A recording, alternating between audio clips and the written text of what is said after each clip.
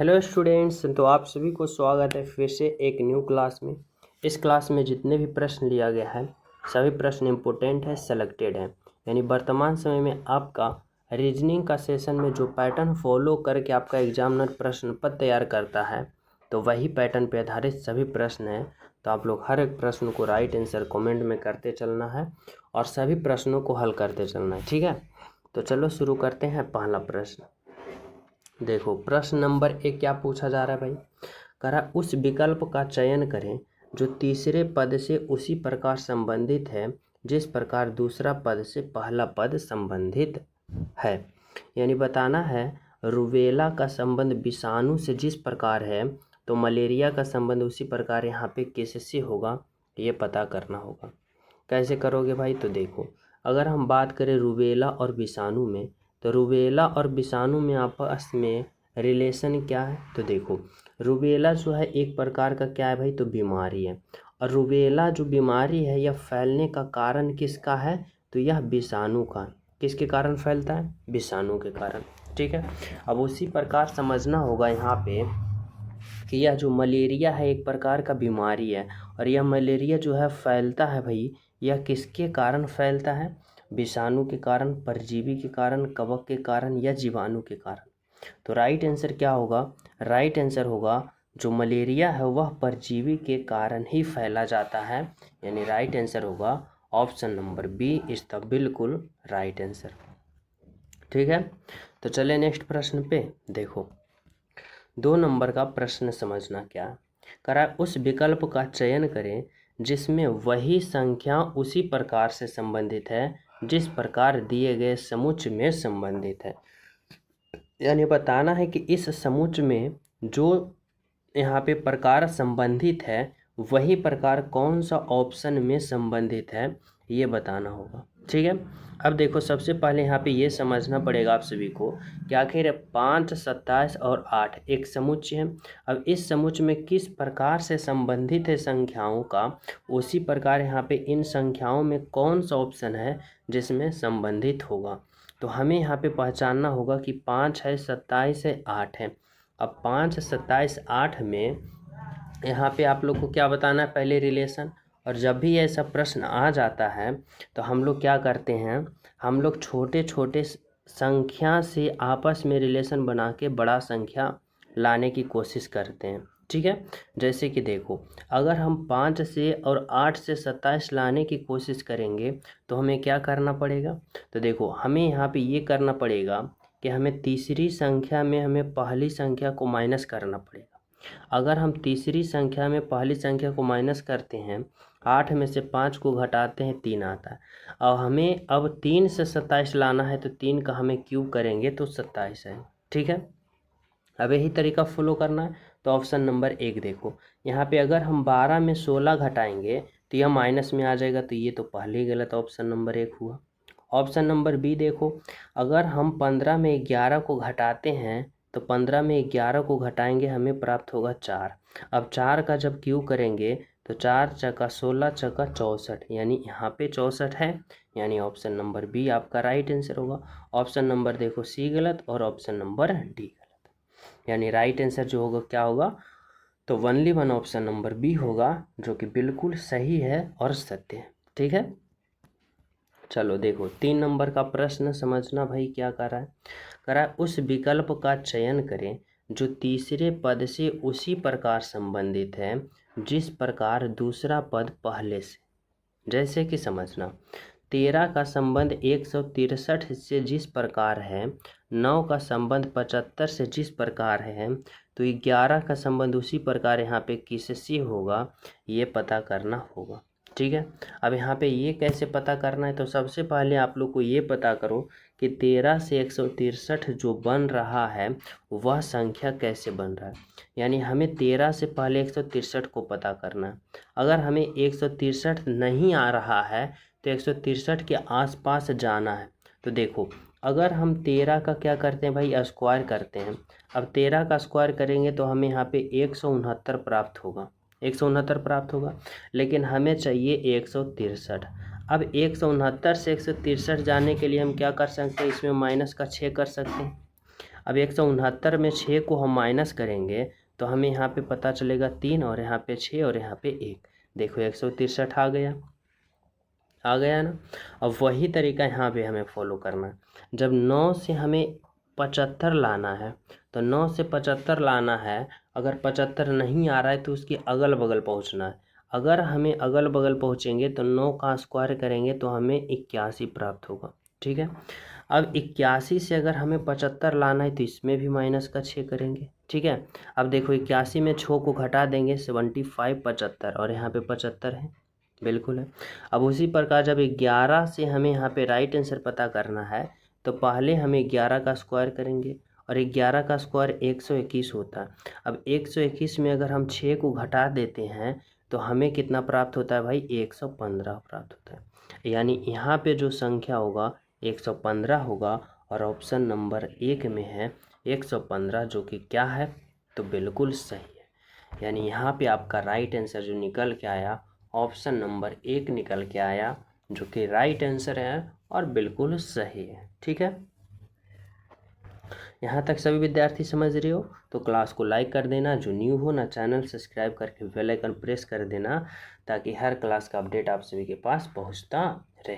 ठीक है, तो चले नेक्स्ट प्रश्नों पे। चलो देखो अगला प्रश्न समझना भाई, 4 नंबर का प्रश्न क्या कराए निम्नलिखित प्रश्नों में से प्रत्येक में शब्दों का विषम युग्म छाटें। ठीक है, विषम युग्म छाटना शब्दों का। यहाँ पे 4 ऑप्शन दे रखा है, SMS, money order, speed post और पत्र। अब आप लोग को प्रत्येक में शब्दों में विषम युग्म छाटना है, यानी इन चारों ऑप्शन में एक सबसे अलग ऑप्शन होगा वही को छाटना है। तो देखो अगर हम बात करते हैं यहाँ पे समझना, अगर हम बात करते हैं मनी ऑर्डर का, स्पीड पोस्ट का और पत्र का। ठीक है, मनी ऑर्डर, स्पीड पोस्ट और पत्र का अगर हम आप लोग यहाँ पे अगर हम बात करते हैं तो ये तीनों का तीनों किससे हैं, तो डाकघर से संबंधित है। समझ जाओ, डाकबिन द्वारा यह भेजा जाता है, डाकघर द्वारा संबंधित है। लेकिन जब हम SMS की बात करते हैं तो यह क्या है भाई, तो यह मोबाइल या कंप्यूटर से संबंधित है। यानी सबसे अलग जो होगा ऑप्शन नंबर ए होगा आपका राइट आंसर। ठीक है, चलो देखो 5 नंबर का प्रश्न समझना भाई क्या रहा है। एक निश्चित कूट भाषा में FOX फॉक्स को 6 लिखा जाता है। ठीक है, मान लिया। LION को 8 लिखा जाता है, तो TIGER को टाइगर को क्या लिखा जाएगा। देखो यह कोडिंग डिकोडिंग है, कूट भाषा में दे रखा है। यानी कह रहा है ना कि अगर हम FOX को 6 लिखते हैं, जैसे समझना FOX को 6 लिखा, फिर LION लायन को क्या लिखा भाई, तो लायन को यहाँ पे 8 लिखा। अब कर रहा है टाइगर को, आप लोग बताओ कि टाइगर को क्या लिखोगे। तो देखो इसमें क्या किया ना, अगर हम इसका अल्फ़ाबेट पोजीशन से यहाँ कैलकुलेशन करते हैं तो हमें कोई ख़ास यहाँ पे रिजल्ट नहीं आएगा। हमें सिंपल सा समझना पड़ेगा इस तरह से कि यहाँ पे देखो कितना अल्फ़ाबेट है, 1 2 3, 3 अल्फ़ाबेट है तो 3 लिखा और फिर 6 लाना है तो 3 में 2 गुना कर दिया, 6 आ गया। उसी प्रकार यहाँ पे 1 2 3 4 अल्फ़ाबेट है तो यहाँ पे 4 लिखा और 8 लाना है तो गुना का 2 कर दिया, 4 दूना का 8। यानी क्या किया समझ पा रहे हो, जितना अल्फ़ाबेट है उसमें 2 से गुना कर दिया। उसी प्रकार देखो टाइगर में कितना अल्फ़ाबेट है, 1 2 3 4 5, 5 अल्फ़ाबेट है और 5 में 2 गुना कर दो तो 5 दूना का 10 होगा और 10 जो होगा ऑप्शन नंबर बी में है आपका राइट आंसर। ठीक है, option number B is the बिल्कुल सही आंसर। तो चले नेक्स्ट पे। चलो 6 नंबर का प्रश्न समझना, करा सही विकल्प का चयन करें जो दिए गए शब्द के क्रम को दर्शाता है जिसमें वे अंग्रेजी शब्दकोश में आते हैं। यहाँ पे देखो कुछ यहाँ पे वर्ड दे रखा है। अब कह रहा है इसका अंग्रेजी शब्दकोश में दर्शाना है। समझ लो, एक कर्म में जो अंग्रेजी शब्दकोश है उसको एक कर्म में सजाना है। अब अगर अंग्रेजी शब्दकोश को कर्म में समझाना होता है तो हम क्या करते हैं, सबसे पहला नियम होता है कि जो कॉमन स्थितियाँ उसको काट दो। जैसे देखो M सभी में काट दो, A देखो सभी में है, काट दो। अब आप लोग बताना, यहाँ पे N है, S है, G है, T है। अब बताओ इसमें A जो अल्फ़ाबेट है इसमें सबसे पहले कौन आता है, तो बोलोगे सबसे पहले जो आएगा वह कौन आता है भाई, तो G आता है, G आता है, इसलिए G को काट दो और यहाँ पे 4 लिख दो। जी काट दियो। अब बचा यहाँ पे 1 2 3 और 5। अब इन सभी में देखना है तो N है S है T है। अब बताओ NST सबसे पहले कौन आएगा भाई, तो यहाँ पे बोलोगे यहाँ पे आएगा N आएगा, ये N कट गया। अब यही दोनों में दिखना है, ये दोनों में N है तो N कॉमन कट गया। उसके बाद अगले वाले वर्ड N है और A है। अब अगले वाले वर्ड में N आएगा पहले कि A आएगा, बोलोगे A आएगा तो A के काट दो और 2 लिख दो, ठीक है। उसके बाद यहाँ पे कौन बचेगा N, तो N को काट दो और 1 लिखो, ये हो गया।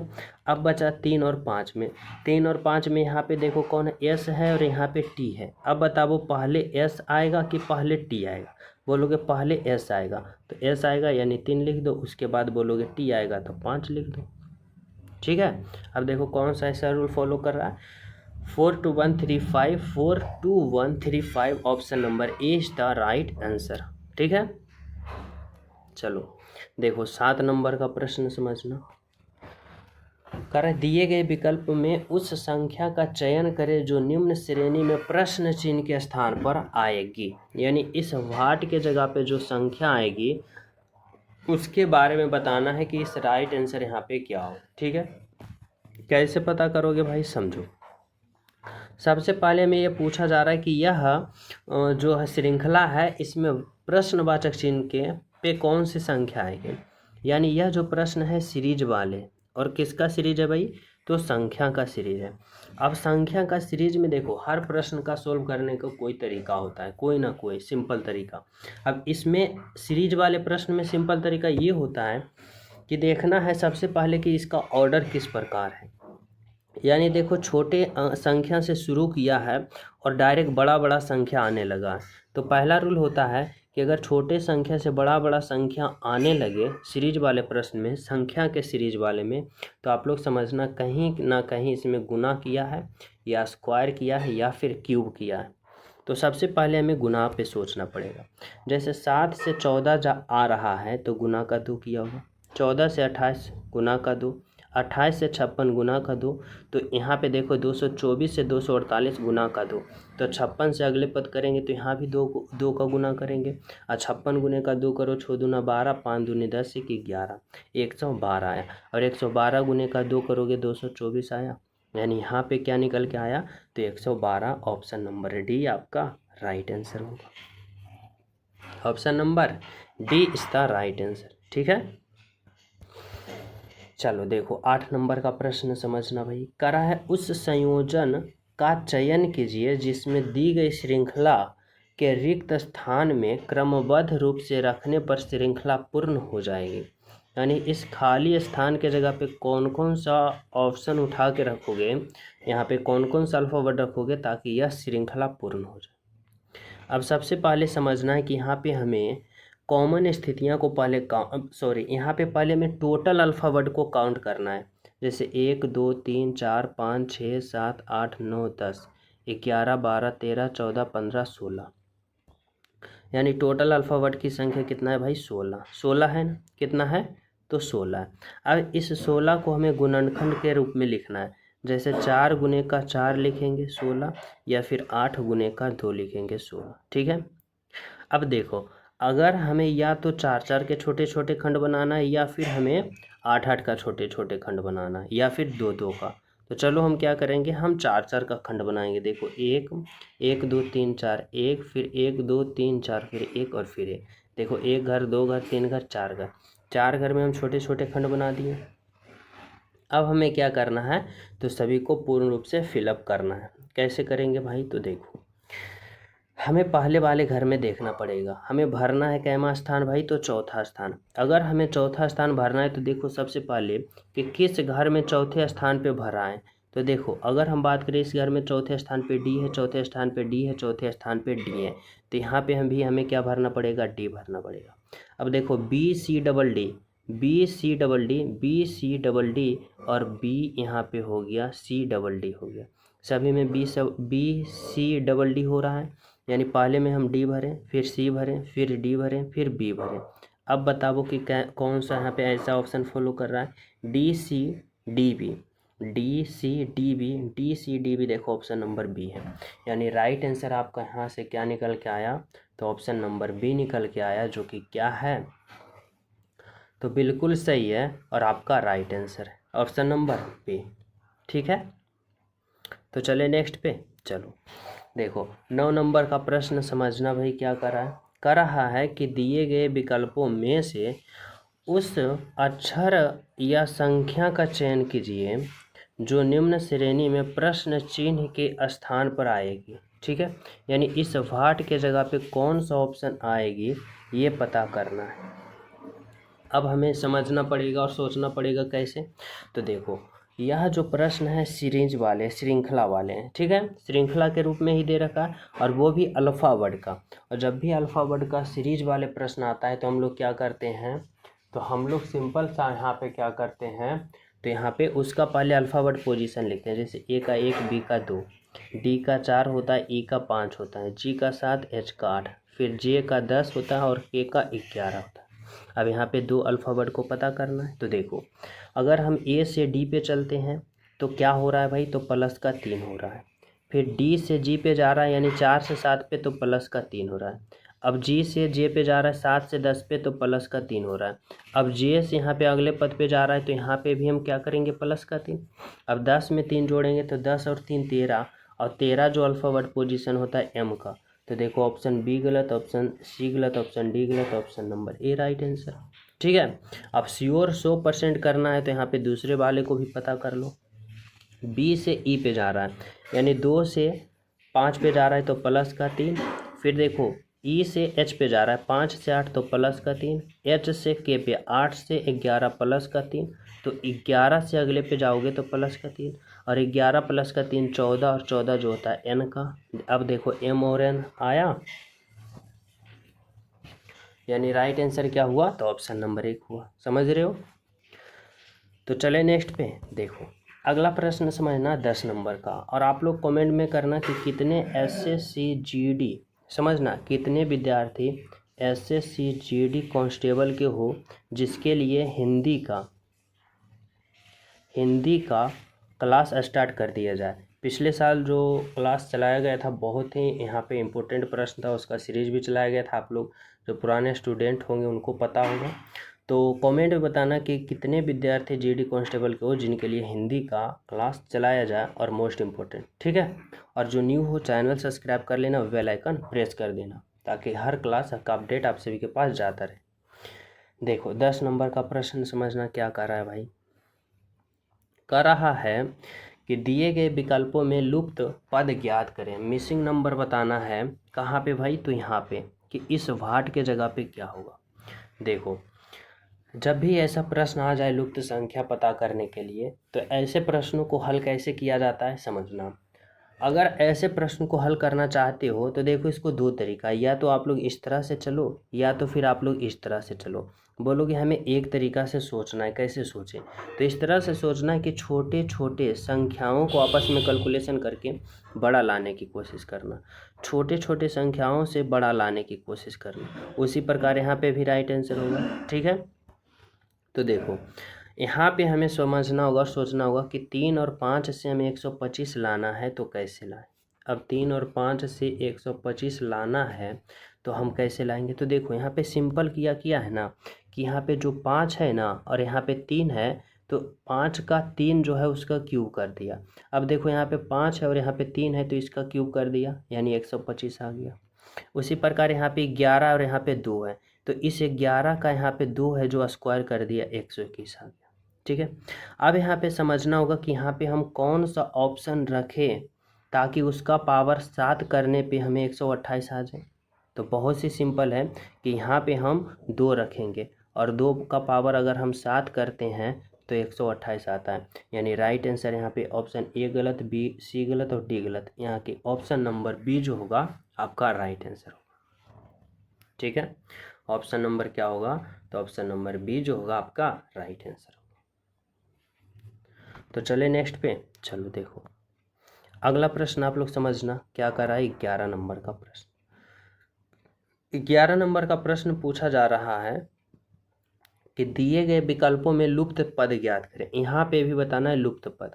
तो सबसे पहले यहाँ समझना होगा कि यहाँ पे जो आया वह कैसे आया। यानी यहाँ पे 72 है, यहाँ पे 54 है। अब 72 54 को आपस में कैसे रिलेशन बनाए कि हमें 18 आ जाए, ठीक है। उसी प्रकार यहाँ पे 64 है, यहाँ पे 38 है। अब 64 38 में कैसे रिलेशन बनाए कि यहाँ पे राइट आंसर आ जाए। तो कैसे करोगे, तो कुछ इस तरह से समझना। अगर हम 72 से और 54 से 18 लाने की कोशिश करते हैं तो सिंपल इस तरह से देखो हो रहा है कि अगर हम 72 में 54 को घटा देते हैं तो हमें 18 आ रहा है ना। उसी प्रकार अगर हम 64 में क्या करते हैं 38 को घटाते हैं तो कितना आता भाई। तो देखो यहाँ पे 14 में से 8 जाएगा 6 और यहाँ पे 5 में से 3 जाएगा 2, 26 बोले तो 26 बोले तो ऑप्शन नंबर 1 जो होगा आपका राइट आंसर होगा, ठीक है। तो चले नेक्स्ट पे देखो 12 नंबर का प्रश्न समझना। करा है पी क्यू का भाई है, आर क्यू की पुत्री है, एस पी की बहन है, क्यू एस की बहन है, टी आर का भाई है, तो टी का मामा कौन है। यह प्रश्न देखो क्या है भाई, तो यहाँ पे ब्लड रिलेशन का है। अब समझना यहाँ पे ब्लड रिलेशन वाले प्रश्न में हम कैसे हल करते हैं, तो स्ट्रक्चर के रूप में हल करते हैं। जैसे कि देखो कह रहा है पी जो है क्यू का भाई है। देखो यह जो पी है ना, यह पी जो है वह क्या है भाई, तो पी जो है इस क्यू का भाई है और भाई होगा तो पुल्लिंग होगा, ठीक है। उसके बाद कह रहा है आर जो है क्यू की पुत्री है, आर जो है क्यू की पुत्री कौन है, तो आर पुत्री है तो माइनस होगी। आगे कह रहा है एस जो है पी की बहन है, एस जो है ना, एस जो है पी की बहन कौन है, तो एस जो है वह क्या है भाई, तो पी की बहन, और बहन होगी एस तो स्त्रीलिंग होगी माइनस होगी, ठीक है। आगे कह रहा है क्यू जो है एस की बहन, या क्यू जो है ना, क्यू जो है एस की बहन है। अब एस की बहन क्यू है तो क्यू होगी बहन तो माइनस होगी स्त्रीलिंग। अब समझ में आया कि यहाँ पे पी एस और क्यू आपस में ये तीनों भाई बहन है, ठीक है, भाई बहन है। आगे क्या कर रहा है टी जो है आर का भाई है, टी जो है आर का भाई है तो प्लस होगा पुल्लिंग होगा।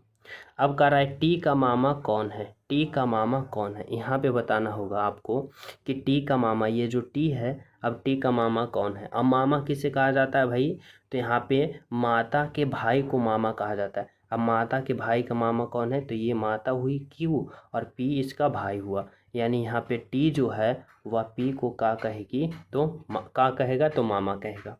यानी यहाँ पे पी जो है, यहाँ पे ऑप्शन नंबर डी जो है आपका राइट आंसर होगा, ठीक है। तो चले नेक्स्ट पे देखो 13 नंबर का प्रश्न समझना क्या कह रहा है। यह डायरेक्शन वाले प्रश्न है, दिशा वाले। तो सबसे पहले ये पॉइंट होना चाहिए दिमाग में सेट, ऊपर की ओर उत्तर, नीचे की ओर दक्षिण, इस तरफ की ओर पूरब और इस तरफ की ओर पश्चिम, ठीक है। कह रहा एक व्यक्ति एक स्थान से दक्षिण की ओर चलता है, मैं मान लिया कि यहाँ पे एक व्यक्ति है, ठीक है।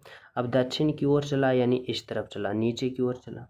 कह रहा वह समकोण पर दाएं मुड़ जाता है। यहाँ पे जब आया ना तो यहाँ से समकोण यानी 90 डिग्री कहाँ मुड़ गया भाई, तो यहाँ पे मुड़ गया दाएं ओर। अब दाएं ओर 90 डिग्री मुड़ेगा तो कहाँ आ जाएगा, यहाँ पे आ जाएगा, ठीक है, यहाँ पे आ गया। कह रहा फिर से हुआ समकोण दाएं मुड़ जाता है, यहाँ से फिर समकोण दाएं मुड़ जाता है यानी इधर हो गया, ठीक है, यहाँ पे आ गया। कह रहा है इस समय वह किस दिशा की ओर चल रहा है, तो किस दिशा की ओर चल रहा है, तो ऊपर की ओर चल रहा है, उत्तर की ओर चल रहा है। यानी ऑप्शन नंबर बी जो होगा आपका राइट आंसर होगा। यानी कहाँ चल रहा है भाई, तो उत्तर की ओर चल रहा है, ऑप्शन नंबर बी की ओर चल रहा है, ठीक है। तो चले नेक्स्ट पे 14 नंबर का प्रश्न समझना। कह रहा है एक ही पासा के दो अलग अलग स्थितियां दर्शाई गई हैं जिस पर लाल, नीला, गुलाबी, हरा, सफ़ेद और काला रंग है। हरा दर्शाने वाले फलक के विपरीत फलक पे कौन सा रंग ज्ञात कीजिए। देखो यहाँ पे दो पासा है, अब इन दो पासा की यहाँ पे कुछ कुछ स्थितियां दे रखा है। अब कह रहा है हरा के विपरीत फलक बताओ। जब भी आप सभी को दो पासा दे दिया जाए और एक स्थिति का विपरीत पूछे तो क्या करना होता है, सिंपल सा होता है कि इन दोनों पासा में पहले देखो कॉमन स्थिति कौन है। तो देखो सफ़ेद और सफ़ेद दोनों में कॉमन है, लाल और लाल दोनों में कॉमन है, ठीक है। अब देखो समझना कि जब दो पासा में दो दो स्थिति कॉमन होता है ना, और जो एक स्थिति बच जाता है, जैसे नीला और हरा बच गया, तो नीला हरा एक दूसरे का विपरीत होता है। और यहाँ पे पूछा भी कि हरा का विपरीत कौन है, तो हरा का विपरीत नीला है, यानी ऑप्शन नंबर बी है आपका राइट आंसर। ठीक है, चलो देखो 15 नंबर का प्रश्न समझना। यह प्रश्न जो है सीटिंग अरेंजमेंट क्या करा, 6 मित्र एक पंक्ति में बैठे हैं और उत्तर की ओर मुख है। ठीक है, देखो यहाँ पे 6 व्यक्ति हैं। ठीक है, 1 2 3 4 5 6। अब मुख कहाँ है भाई, उत्तर की ओर, यानी इस तरह ऊपर की ओर है। ठीक है, उत्तर की ओर बोला तो ऊपर की ओर है। ठीक है, अब समझ रहे हो। करा एच जो है डी और जी के बीच में बैठा, एच जो है डी और जी के बीच में बैठा। अगर मैं यहाँ पे एच को यहाँ बैठाता हूँ और डी और जी के बीच में बैठा है, डी और जी के, यहाँ पे जी बैठाता हूँ, यहाँ पे डी बैठाता हूँ। ठीक है, अब देखो इस तरह से समझना, यहाँ पे कौन है, तो यहाँ पे जी है, यहाँ पे डी है, और जी और डी के बीच में कौन है, एच है। कह रहा है जबकि बी एल और ए के बीच में बैठा है, बी जो है ना एल और ए के बीच में बैठा है, बी जो है कहाँ, एल और ए के बीच में बैठा है, एल और ए के बीच में बैठा है। ठीक है, कह रहा है ए जो है डी के अंतिम छोर पर है, ए जो है डी के अंतिम छोर पे। देखो डी के अंतिम छोर पे कौन है भाई, तो डी के अंतिम छोर पे ए है। आगे क्या कर रहा है, कह रहा है जी और बी के मध्य में कौन बैठा है, तो देखो जी और बी के मध्य में कौन बैठा है, तो जी और बी के मध्य में देखो एल बैठा है, एल बैठा है, यानी ऑप्शन नंबर यहाँ पे कौन होगा, तो बी हो। ऑप्शन नंबर कौन होगा भाई, तो बी होगा आपका राइट आंसर। ठीक है, चलो यहाँ पे 16 नंबर का प्रश्न समझना। कह रहा है 63 कार की एक पंक्ति में काली कार दाईं ओर से 32वां है, तो बाएं ओर से क्या होगा। देखो जब भी ऐसा प्रश्न आ जाए तो सिंपल सा समझना, टोटल बराबर क्या होता है, लेफ्ट प्लस का राइट और माइनस का 1। ठीक है, अब देखो टोटल यहाँ पे कारों की संख्या 63 है। ठीक है, अब कह रहा है कि कार दाईं ओर 32वीं है, दाएं से कहाँ है भाई, 32वीं है, यानी यहाँ पे लेफ्ट और बाईं को पता करना है, लेफ्ट को पता करना है, और राइट साइड से कितना है भाई, तो 32वीं है, यानी 32 होगा, और माइनस का 1 होगा। ठीक है, अब देखो यह माइनस के 1 है तो 63 तरफ आएगा तो प्लस हो जाएगा, यानी 64 हो जाएगा, और यह 32 प्लस में है तो इधर आएगा तो माइनस में हो जाएगा, और यह किस तरफ निकल जाएगा भाई, तो लेफ्ट तरफ से, यानी बाईं तरफ से निकल जाएगा। अब घटा दो, 4 में से 2 जाएगा 2, और 6 में से 3 जाएगा 3, यानी बाएं तरफ से कैमा स्थान है, तो 32वां है, यानी ऑप्शन नंबर ए होगा। ठीक है, चलो देखो अगला प्रश्न समझना, 17 नंबर का प्रश्न। करा इलायची मसाले धनिया के बीच में कौन सा आरेख का चयन करोगे ताकि इन तीनों का एक साथ सही संबंध बता सके। तो देखो समझना, अगर हम यहाँ पे क्या करें, तो इलायची के लिए एक गोला बनाते, सॉरी यहाँ पे क्या करते हैं, मसाले के लिए अगर हम एक बड़ा गोला बनाते हैं, तो देखो इलायची जो है वह मसाले के अंदर आ जाएगा। ठीक है, और धनिया के बीच की बात करें तो यह भी मसाले के अंदर आ जाएगा। ठीक है, और मसाले, और यहाँ पे देखो मसाले के अंदर कौन आ गया भाई, तो यहाँ पे मसाले के अंदर धनिया और इलायची आ गया, और धनिया और इलायची दोनों अलग अलग है, दोनों अलग अलग है, लेकिन है तो मसाला है, लेकिन ऐसा होगा मसाला के अंदर होगा, यानी ऑप्शन नंबर यहाँ पे ए होगा, जो कि बिल्कुल सही है। ठीक है, चलो 18 नंबर का प्रश्न समझना, बहुत इंपॉर्टेंट प्रश्न है, और सिंपल सा यहाँ पे 2 सेकंड में इस प्रश्न को हल करोगे आज के बाद। देखो कह रहा है गणित चिन्ह के उस संयोजन का चयन करें जिसके क्रमिक रूप से चिन्ह के स्थान पर रखे जाने पर समीकरण संतुलित हो जाए। देखो जब भी आज के बाद ऐसा प्रश्न आ जाएगा तो बिल्कुल ही कम समय में सोल्व करोगे। यहाँ पे पूछा कि कौन सा ऑप्शन का हम चिन्ह उठा के रखें ताकि हमें समीकरण संतुलन हो जाए। ठीक है, तो देखो सबसे पहले ऐसे प्रश्न में आप लोग क्या करते हो ना, कि सोचते हो कौन सा ऑप्शन को उठाएं। ठीक है, ऑप्शन ए से चलोगे डी तक लेकर चारों ऑप्शन, तो यहाँ पे मान लो कि ऑप्शन 4 राइट आंसर वाले हैं, तो ये तीनों को सोल्व करने में कितना टाइम जाएगा। ठीक है, तो स्मार्ट तरीका से सोचना। सबसे पहले देखो ऑप्शन नंबर 1 में भागा कहाँ है, तो भागा पहले स्थान पे, अगर पहले स्थान पे भागा हम रखते हैं तो क्या देखो 89 5 से पूर्ण रूप से कट रहा है, नहीं ना कट रहा है, यानी ऑप्शन नंबर ए को हम अभी नहीं लेंगे। ऑप्शन नंबर बी को देखो, भागक स्थान कैमा है तो अंति से दूसरा स्थान पे। अब अंति से दूसरा स्थान पे अगर हम यहाँ पे भागा रखते हैं तो 8 से 32 कट रहा है तो 4 मतलब पूर्ण रूप से भी कट रहा है, ठीक है। तो इसको अभी हम यहाँ पे इसको अभी हम मान के चलेंगे। और देखो भागा ऑप्शन नंबर सी में देखो तो तीसरा स्थान पे, यानी यहाँ पे अगर हम भागा रखते हैं इस तरह से समझना, तो क्या 15 में अगर हम 32 से भाग देंगे तो पूर्ण रूप से कटेगा, नहीं ना कटेगा, तो ये भी गलत है। ऑप्शन नंबर डी में देखो भाग कहाँ है भाई, तो भाग तीसरा स्थान पे है, यानी यहीं पे, तो 15 में हम 32 से भाग देंगे कटेगा नहीं, तो ये भी कटेगा, गलत है, ठीक है। तो ऐसा हमें कौन सा ऑप्शन दिख रहा है, तो बी। अब बी को ही रख के देखो यहाँ पे राइट आंसर आएगा ऑप्शन नंबर बी। देखो यहाँ पे घटाव होगा 89 माइनस का यहाँ पे कौन है तो 5 है, और यहाँ पे क्या होगा गुना होगा 15 होगा, इस तरह से समझना। 89 है, फिर देखो क्या है माइनस है तो माइनस रखो, 5 होगा, फिर गुना है 15 रखो, फिर यहाँ पे क्या है भाई, तो यहाँ पे जोड़ है तो जोड़ रखो, और फिर कितना है 32 है, फिर यहाँ पे क्या है भाग है तो भाग रखो 8 और बराबर 18, ठीक है। अब बोर्ड मास का प्रयोग करते हुए हल करना है, यानी भाग फिर गुना फिर जोड़ और अंत में घटाओ। तो देखो 8 से का 32 प्लस का यहाँ पे 15 हो जाएगा, और यहाँ पे गुना का 5 हो जाएगा, और माइनस का 89 हो जाएगा, ठीक है। अब आप लोग को क्या करना है, तो यहाँ पे गुना करना है, तो देखो यहाँ पे 89 होगा माइनस का, और 15 पचे का 75 होगा, और प्लस का 4 होगा, ठीक है। अब देखो अगर 89 में आप लोग को 4 जोड़ते हो, तो 89 में 4 जोड़ते हो तो यहाँ पे कितना होता है भाई, तो यहाँ पे हो जाता है 93, यानी 93। और जब 93 में आप लोग 75 को घटाते हो, तो 93 में 75 घटाते हो तो देखो क्या 18 आ रहा है, तो देखो 13 में से 5 जाएगा, तो यहाँ पे हाँ, यहाँ पे देखो 93, अब 93 जब 75 घटाओगे 93 में 75 को घटाओगे तो क्या 18 आ रहा है, तो बिल्कुल आ रहा है। तो देखो 13 में से 5 जाएगा 8, ये हो गया कितना 8, 8 में से 7 जाएगा 1, यानी 18 आ रहा है। तो यानी यहाँ पे देखो इक्वल आ गया, संतुलित समीकरण हो गया, इधर भी 18 और इधर भी 18।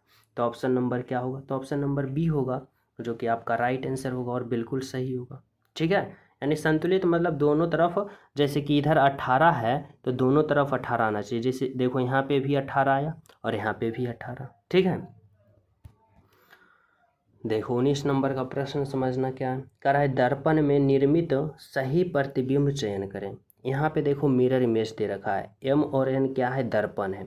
अब बताना इसका जो प्रतिबिंब बनेगा वह कैसा बनेगा। तो देखो समझना, दो तरीका से प्रश्न आ जाएगा। अगर यहाँ पे दाएं या बाएं में प्रतिबिंब लगा रहेगा तो उसका जो इमेज बनेगा उसका क्या होगा, तो दाएं वाला बाएं में उलट के चला जाएगा और बाएं वाला उलट के दाएं में चला जाएगा। अगर दाएं बाएं में रहा प्रतिबिंब तब अथी दर्पण रहा तब, अगर नीचे या ऊपर में दर्पण रहा तो उसका प्रतिबिंब नीचे वाले उलट के ऊपर में चला जाएगा और ऊपर वाले नीचे में, ठीक है। जैसे कि देखो इसमें यहाँ पे देखो दर्पण नीचे में है तो नीचे वाले उलट के ऊपर चला जाएगा। तो देखो एक्स जो है एक्स तो ऐसे ही रहेगा, सी जो है सी ऐसे ही रहेगा, लेकिन डब्लू जो है इस तरह से है तो यह डब्लू उलट के किस तरफ से हो जाएगा, तो एम की तरफ हो जाएगा। भी देखो इसका मुंह ऊपर की ओर खुला है तो इसका मुंह कैसे हो जाएगा, ऐसे हो जाएगा, ठीक है। तो देखो ऐसे होगा तो ऑप्शन नंबर ए कट गया और यहाँ पे, ठीक है, बाकी अभी तो सही चल रहा है।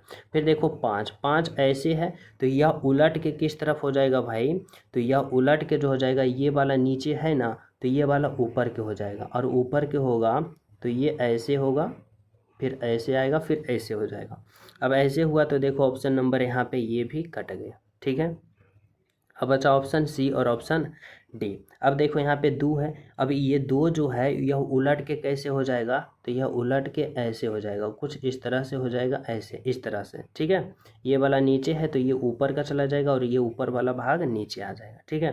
तो देखो ऑप्शन नंबर यहाँ पे डी भी कट गया, ऑप्शन नंबर कौन है, तो सी है आपका राइट आंसर, ठीक है, समझ पा रहे हो। तो चले नेक्स्ट पे। देखो 20 नंबर का प्रश्न समझना। 20 नंबर का प्रश्न पूछा जा रहा है कि काबुल का अफगानिस्तान से वही संबंध है जो कैनबरा का संबंध किससे होगा, ठीक है। और यह प्रश्न आप सभी को होमवर्क के रूप में देना चाहता हूँ। सभी विद्यार्थी इसका राइट आंसर कमेंट में बताना। जो न्यू हो चैनल सब्सक्राइब करके बेल आइकन प्रेस कर देना। क्लास को लाइक एंड शेयर ज़रूर करना और प्यारा सा कमेंट क्लास के बारे में ज़रूर करना। और एसएससी जीडी कांस्टेबल का जितने स्टूडेंट हो कमेंट में बताना कि कल से क्या हिंदी क्लास का और जीके क्लास का स्टार्ट कर दिया जाए। ठीक है, तो मिलते हैं अगले क्लास में सभी को। जब तक सभी को हमारे तरफ से जय हिंद।